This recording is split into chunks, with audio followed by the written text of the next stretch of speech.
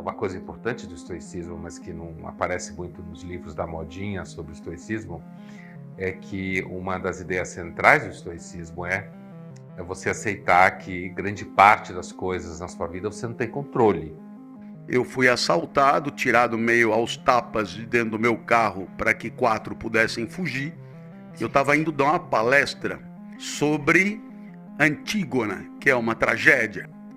Eu podia ter voltado para casa, né? Pô, eu terminei no chão da rua e podia ter concluído que não tinha condição de dar aula. Mas não, né? Peguei o táxi que estava atrás, eu cheguei lá e dei a aula como se nada tivesse acontecido. É um exemplo de um comportamento estoico.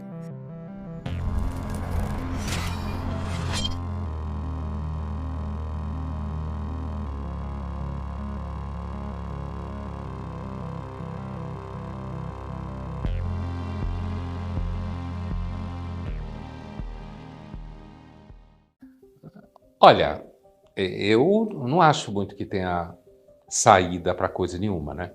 Assim, saída. Agora, o estoicismo ele é muito sedutor porque ele é uma escola filosófica que, de certa forma, coloca na sua mão, digamos assim, no uso justo, medido da razão, a possibilidade de uma vida em que você tenha menos frustrações, no sentido em que você não deve ter tantas expectativas. Uma coisa importante do estoicismo, mas que não aparece muito nos livros da modinha sobre o estoicismo, é que uma das ideias centrais do estoicismo é você aceitar que grande parte das coisas na sua vida você não tem controle, né? Esse discernimento entre o que você não tem controle, que o estoico entende então que faz parte do grande logos e da grande racionalidade cósmica em que tudo se envolve e a gente nasce, vive, reproduz, morre. Então o estoico está muito longe de uma pegada de apego, digamos assim, né? De uma pegada de apego às coisas, tanto que é muito comum se associar a ideia de apatheia ao estoicismo, assim, você fica distante do patos, distante das paixões, e aí você tem mais condição de tomar decisões, que é a esfera moral ou ética, para o estoico exatamente, né? Que é aquele terreno que você pode fazer escolha.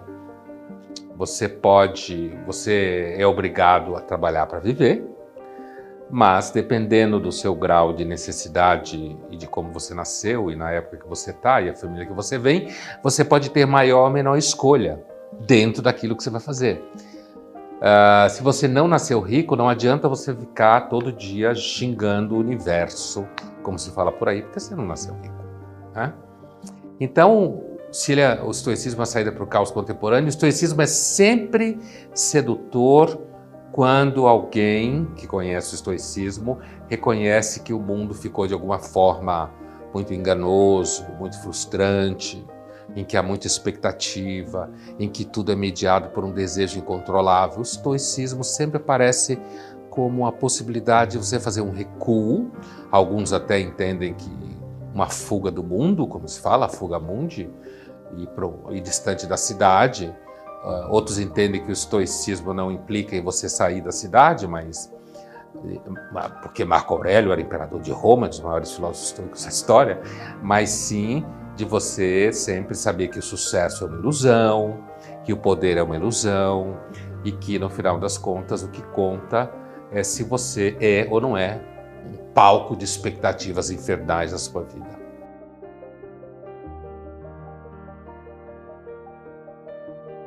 O estoicismo é muito isso, é uma sabedoria que te ensina a não se revoltar com o que é, mas te ensina a não se revoltar com o que é, te explicando que as coisas não giram em torno de você, né? Mas assim, a natureza vem rodando, sabe? Digamos, a materialidade do mundo. E quando eu digo mundo é filosoficamente, porque eu estou falando mesmo do universo, do todo, né? aquilo vem, né? Quer dizer, se você imaginar que a Terra está girando em torno do Sol numa velocidade que, se ela fosse um ponto, ela iria de São Paulo ao Rio em 9 segundos, né? Se você imaginar que o Sol está girando em torno do centro da galáxia numa velocidade ainda muito maior.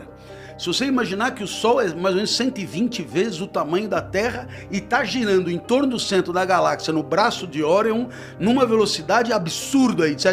E você que é um grão nessa história, apareceu um turbilhão, né? Aí você olha pro turbilhão e diz: que porra é essa? Não estão me vendo aqui e tal, né? Não tem entendido que no final das contas não é você. É uma engrenagem colossal da qual você faz parte numa insignificância absurda em relação ao todo, mas numa importância máxima em relação a você, em que você, obviamente, ou entende que as coisas são como são, tipo, o planeta Terra é insignificante em relação ao Sol, o sistema solar é insignificante na Via Láctea e a Via Láctea é insignificante em relação ao resto das constelações, e que, portanto, a coisa é o que é e você é o que é. Agora, dentro do que é, a ideia é que seja o melhor possível. Não é assim, olha, a coisa é grande, o negócio é grande, meteoro, não sei o quê, a Terra é uma porrinha e a coisa e tal. Então, velho, eu vou sentar ali e vamos esperar essa porra passar, daqui a pouco eu morro e tá tudo certo, né? Não, é bem o contrário. Quer dizer, a coisa vem e você, agora veja, enxergando a coisa do outro lado, e você teve o privilégio, assim, vamos dizer, cósmico, de existir. Porra, já que você existe quando haveria zilhões de ocorrências que não te fariam existir, porque bastaria um espermatozoide torto entrar na frente do seu e pronto, já não seria você. Então, já que a vida é quase uma impossibilidade, quase raiz de -1, mas ela é uma grande improbabilidade, velho, então é o seguinte, deixa eu ver quem eu sou e aí eu vou viver e naturalmente eu viverei a melhor vida possível se eu explorar o que eu tenho de melhor. De melhor. Ah, mas eu não queria ser explicador. Eu queria ser jogador de golfe. Pois é, velho. Então, mas você, no meu caso, que tenho 9% da visão de uma pessoa normal. Então, você não enxerga nem o buraco, nem o taco, nem a bola, nem não sei o quê. Então, evidentemente, não vai rolar ser jogador de golfe. Então, é isso aí. Agora, essa aceitação de um lado e a parte que depende de nós de outro lado é que fazem a equação da sabedoria. É o Epicteto. Metade da vida depende de você, a outra metade não depende de você. Na sua vida tem coisas que você pode controlar e coisas que você não pode controlar. A palavra estoico, né? Ela é uma palavra que podemos usar no nosso cotidiano. E talvez ela tenha um significado que tenha alguma tangência, embora não completamente coincidente, alguma tangência com o que era o estoicismo na filosofia. Quando você diz fulano de tal agiu de maneira estoica ou agiu estoicamente, o que é que você quis dizer?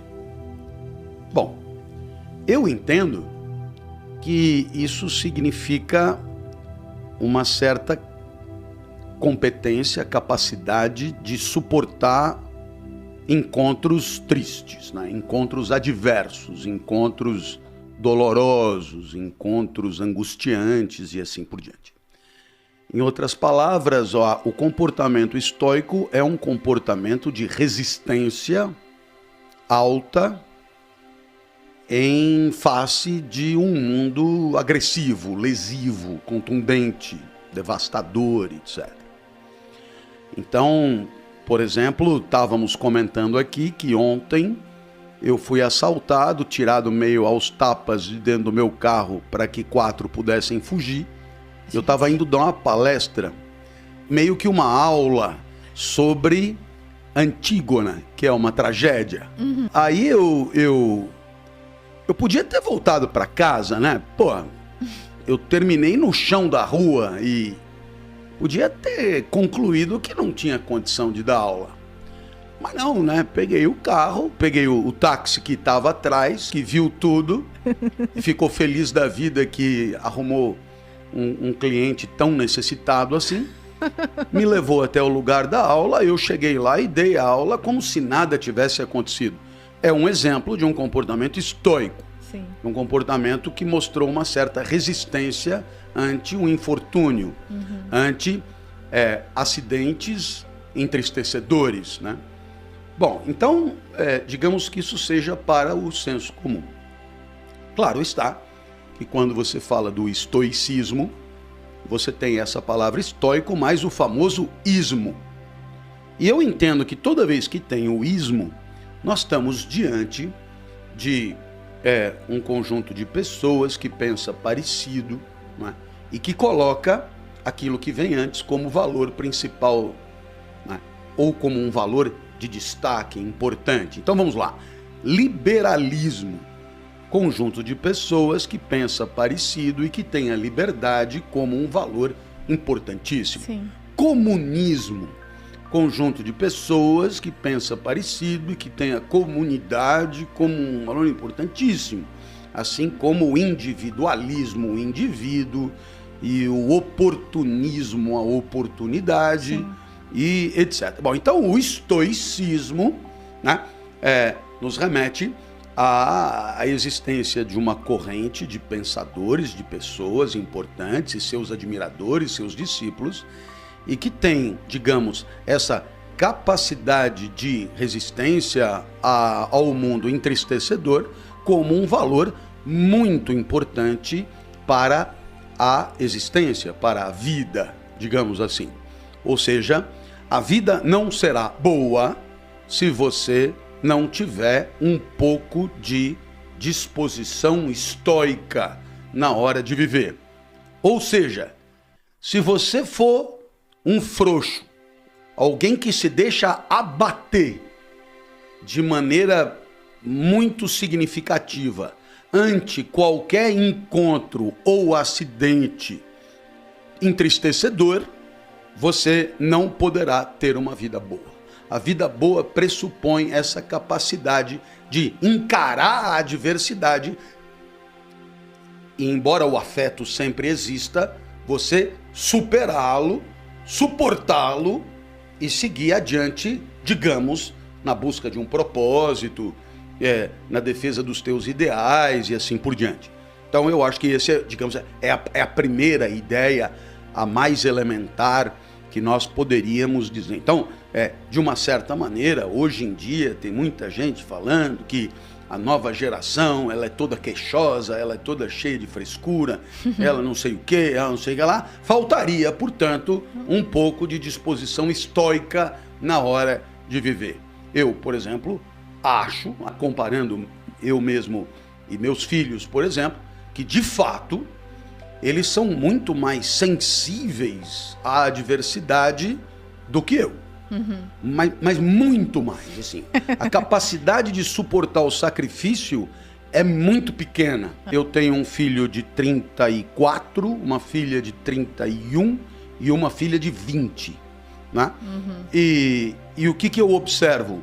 Eu observo que, no meu caso, se o calo apertar, eu varo à noite, eu saio pra briga, né?